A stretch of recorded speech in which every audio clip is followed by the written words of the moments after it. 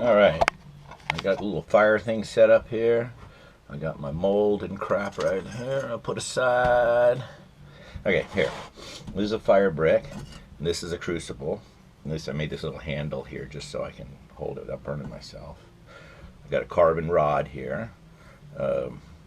These, I think the graphite or carbon, I'm not sure, but they don't conduct heat. I can move stuff around in the fire if I need to. And I'm going to use this type of torch right here. And this is just a regular old Burns-O-Matic propane torch. I run it off of a can of propane I buy at the gas station. I just refill it. Works really great. You can also use acetylene. You can use MAP gas. You can use all kinds of other expensive alternatives. But this works out really fine.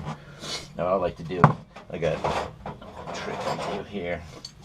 I got these little fire things here. They're fireproof little things for kilns. And I like to prop this up like this. Here, I'll try to turn this so the camera can see what's going on. Okay, move this out of the way. Okay, and that kind of props it up a little bit so I can get the fire in there without going straight down. And I got, like, this is a plug of silver from a previous casting. Here's a couple small pieces of silver scrap that I deemed just too small and to use on anything else. I'll throw those all in there. You can see this like glassy stuff here. This is flux. And what flux does is it coats the molten metal and keeps it from oxidizing instantly, because the copper that's in silver will oxidize almost instantly if allowed to.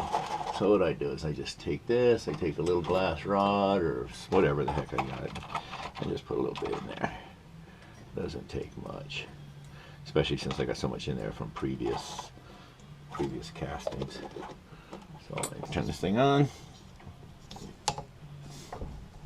There we go. And what I do is I can hear it when it comes on. I use this to light it. Get everything kind of flammable out of the way. And turn this thing up. And away we go.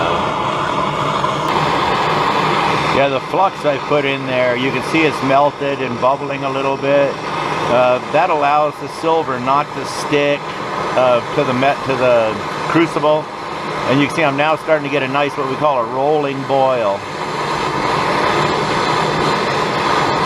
And that's what we want. We want the stuff to roll over and over, and you can see those little dots of flux are rolling. All right, now I get ready to do the casting. Set this down.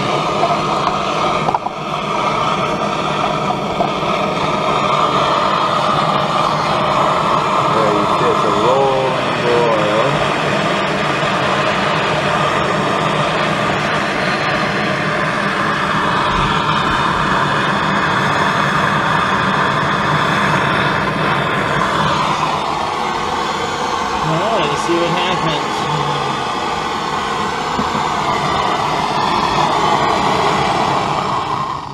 Okay, that's it.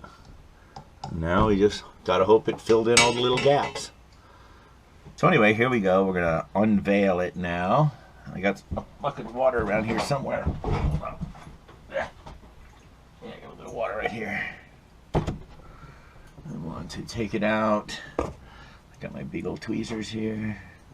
You lift this up and ooh, voila! Look at that! It waked. I got quite a bit of flashing to cut off, and then we'll throw this in here. All right. That's just to clean the crap.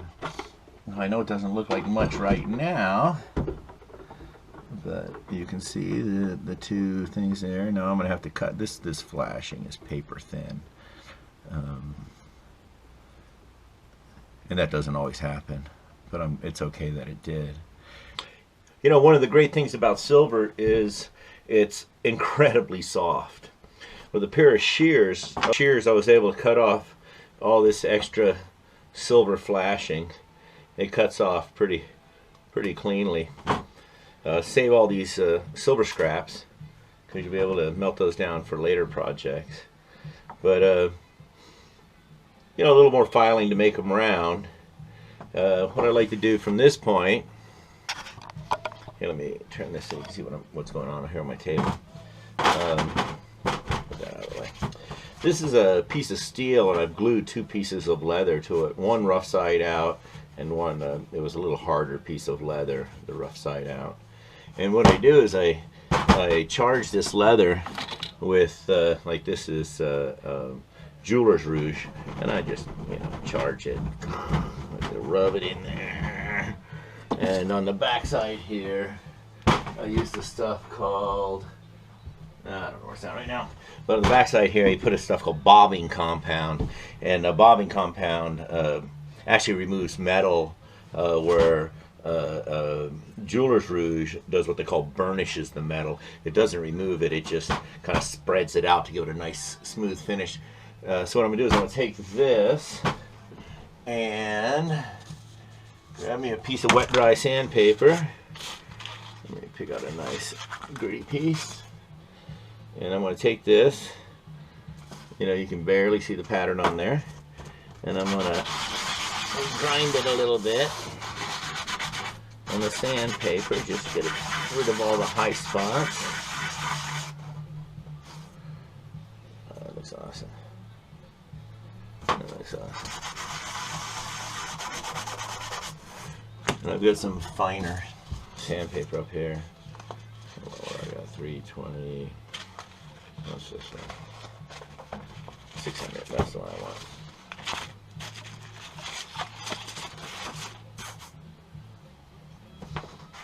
Buff it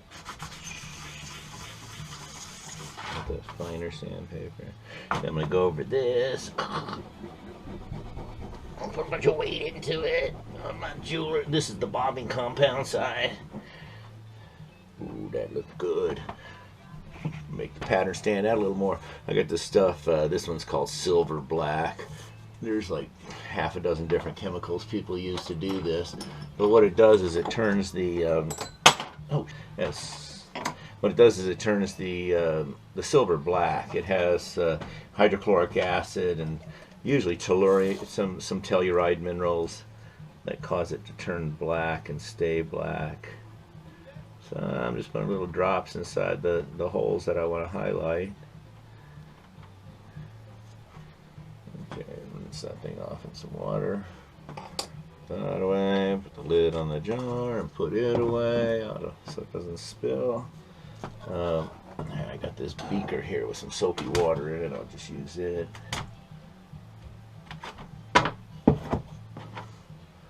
Just soaking some rocks in there. Okay, clean off the excess, put it on here, buff the heck out of it.